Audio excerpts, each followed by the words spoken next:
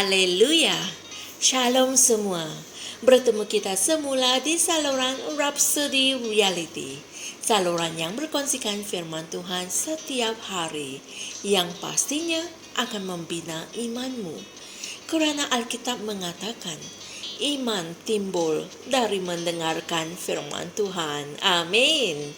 Dan dengan pengetahuan akan firman Tuhan, kalian pasti akan menjalani kehidupan Kristianiti yang sejati, dari kemuliaan kepada kemuliaan. Amin. Hari ini, Pastor Chris ingin kita tahu tentang lidah puji-pujian dan syafaat.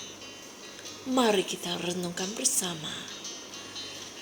Ayat Injil pembukaan pada hari ini dipetik dari 1 Korintus 14 ayat 2 yang berkata, siapa yang berkata-kata dengan bahasa roh, tidak berkata-kata kepada manusia, tetapi kepada Allah. Sebab tidak ada seorang pun yang mengerti bahasanya. Oleh roh, dia mengucapkan hal-hal yang rahasia. Inilah firman Tuhan. Saudara-saudari, ingat semula cerita dalam Kisah Para Rasul 10 tentang Petrus memberi pelayanan di rumah Cornelius. Alkitab berkata, ketika Petrus sedang bercakap, Roh Kudus turun ke atas semua orang yang mendengar perkabaran itu.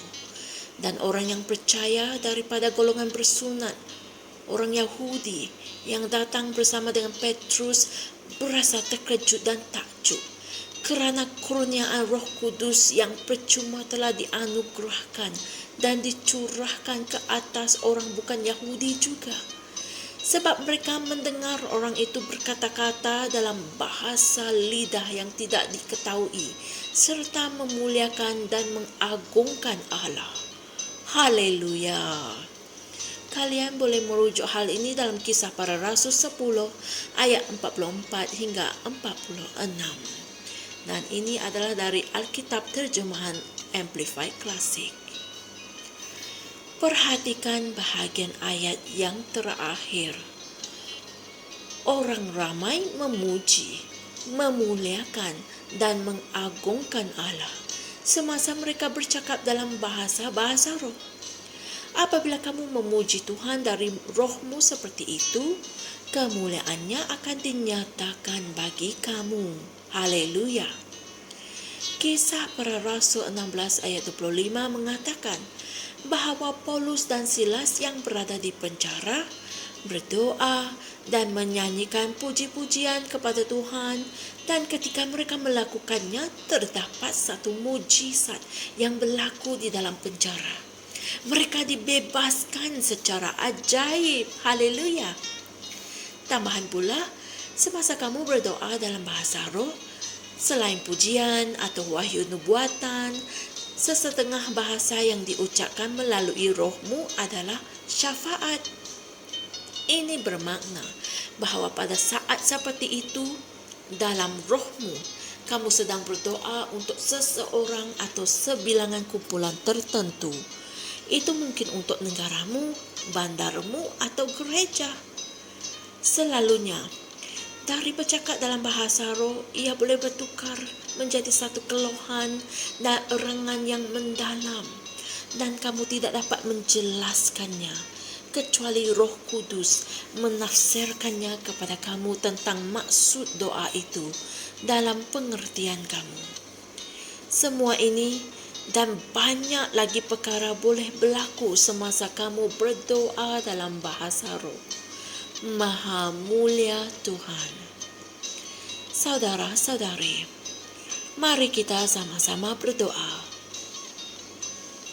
Ya Bapa, aku memuliakan keagungan-Mu, kerana hanya Engkaulah yang layak dipuja.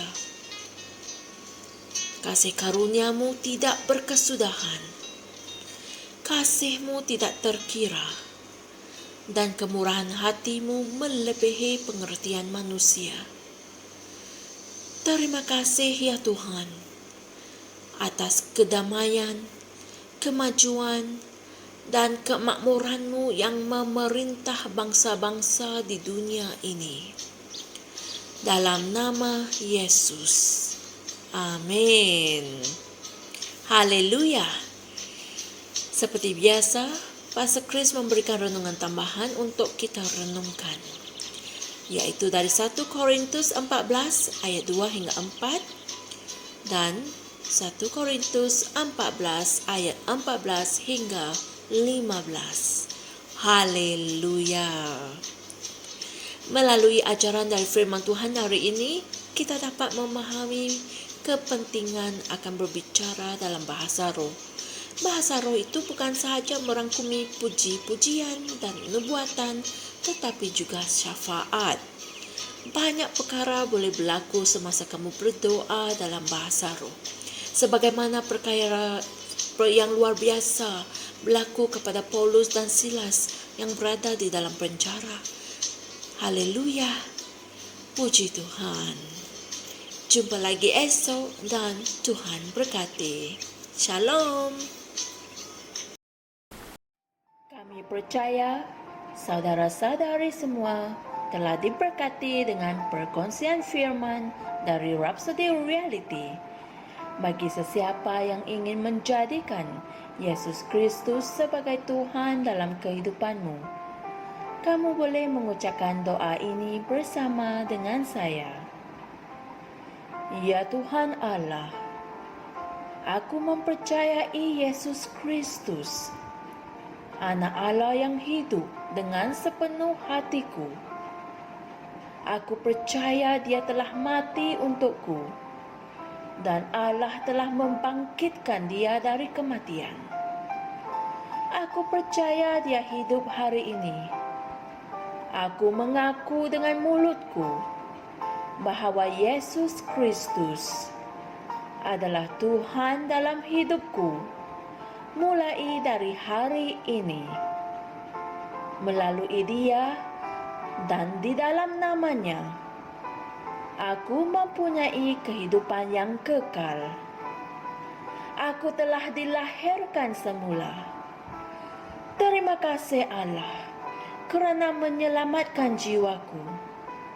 Aku sekarang adalah anak Allah. Haleluya. Rhapsody, hidupku sempurna dengan Rhapsody.